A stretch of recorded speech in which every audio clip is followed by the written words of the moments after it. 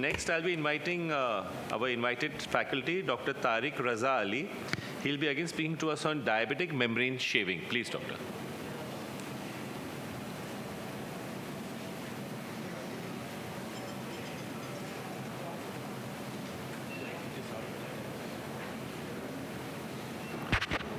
Yeah.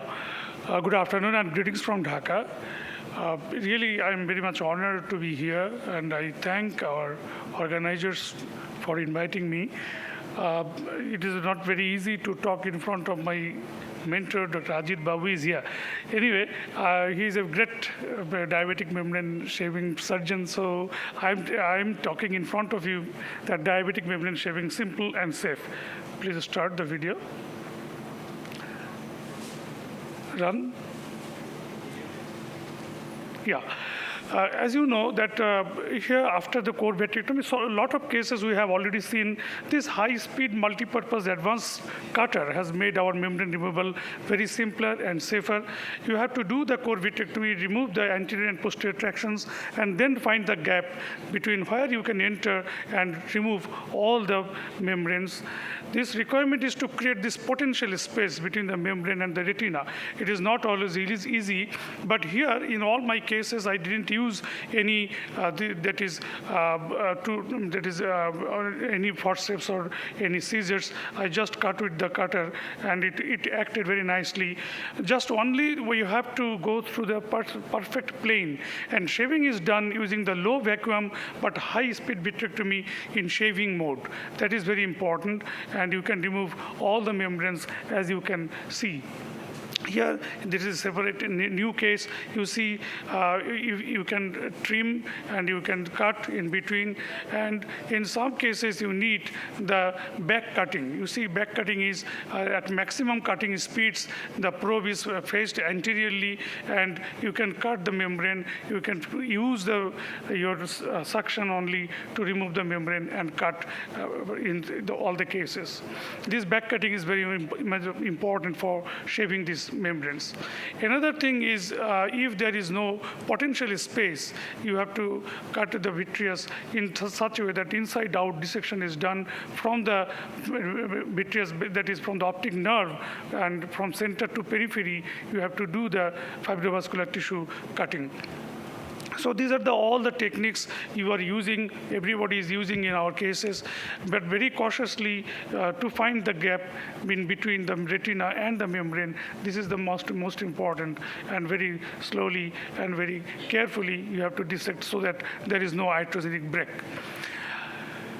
This inside-out dissection done detaching the fibrovascular tissue from the optic nerve from the center to the periphery. This is important in some cases if there is no potential space. This is another case. You can see that we have used a suction and then cutter and remove the membrane slowly in separate cases. This is another case, very adhesion, and you can remove the adhesion with a suction and then find the plane and the cut with your cutter. So these are the cases in day-to-day we are facing in our diabetic patients, and here are so many diabetic membrane shaving patients. That is, presentations are here. It shows that everybody we are facing this type of patients, and in our day-to-day practice. So diabetic presentations are much more also. So just remove the membrane. You see, this is one. Cutter. Before cutting, you have to use the forceps. In this case, I used. Then, after the plane, I use the cutter only. Sometimes you can find this type of fibrous sheet over the retina, and with the back cutting procedure, you can remove all the membranes slowly and slowly.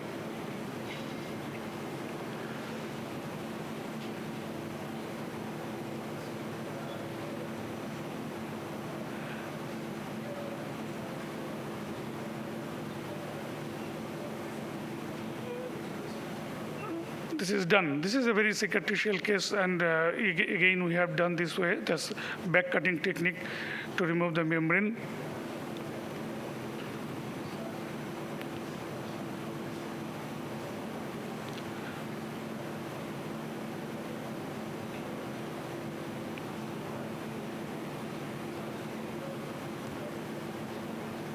Every case is different in diabetic patients. Every patient is different, so we should not we can't follow the same way.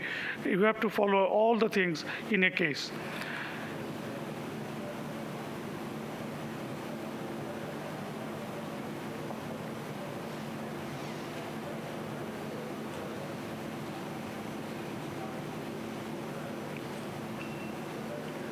With the cutting only, you can remove the membrane.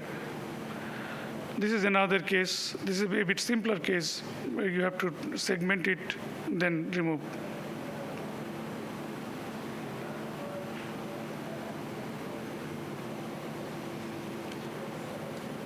So what I wanted to mention that there is no hard and fast rule. A combination of blunt dissection, back cutting, and sequential alternating suction and cutting is used to segment all the fibrovascular tissue.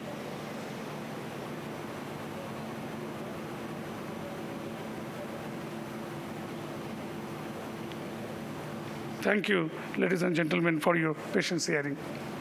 I think excellent presentation, doctor, and you finished before time, so we have 1 minute to discuss. I would like to say this centrifugal disc convert dissection is my favorite way to go, and I was very happy you showed the video where you pinched up from the disc, because that gives you a true PVD dissection plane and you avoid vitreoschisis. So I totally concur with your way of, initiating this dissection of these complex membranes. Yeah, but in all diabetics, you should be open, whether you are going from periphery to center or center to periphery, depending upon the type of membranes. True. And most of the time, you are using the cutter and suction. Certain times, how do you judge? Yes, this is very adherent membrane, and if I am proceeding with that, either you will create a iatrogenic break or the heme can be much more, hemorrhage can be much more. How do you decide that on the table? Yeah,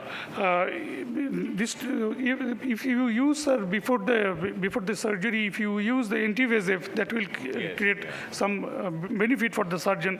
And if I feel that some bleeding is there, then what I do, I just stop the bleeding with my cutter. I press over the bleeding.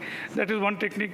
And another, sometimes I raise the suction, that is from 30 to 60.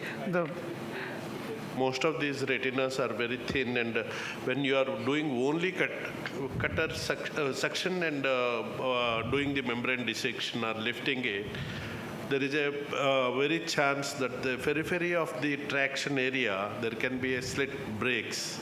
And that can be a reason for a recurrent retinal detachment post-operatively. How do you judge that? Because a lot of youngsters are there, they should learn from you. That is how I will decide. That actually, sir, this case is different, and every case is different. And on the table, you have to decide how to bimanual dissection is there. If you can use that in that way, those cases probably I will go for my bimanual case. Yeah, you should be very observant in these cases because the traction and the amount of pull should be very, very guarded. I think the moment you are to the edge, there is a slit break formation is very high, and you should you should not proceed further. And those cases you can use intravitreal scissors without any hesitation in relieving the traction. Yeah, you want to say something, Anil? I think that, sometimes we pull it with a cutter and create some iatrogenic break. In those cases, I think this proportional reflux and viscodissection is very important to create the plane. Yeah, alternate techniques should be used when there is too much adherence. You should not only say that, because you were saying a lot of times I use only cutter. That in diabetic vitrectomy, you should be ready to use any armamenta not to create breaks, as much as hemostasis and a good clinical outcome. Even a traction detachment persists, doesn't matter, it slowly will regress in the post-operative period. Thank you very much. And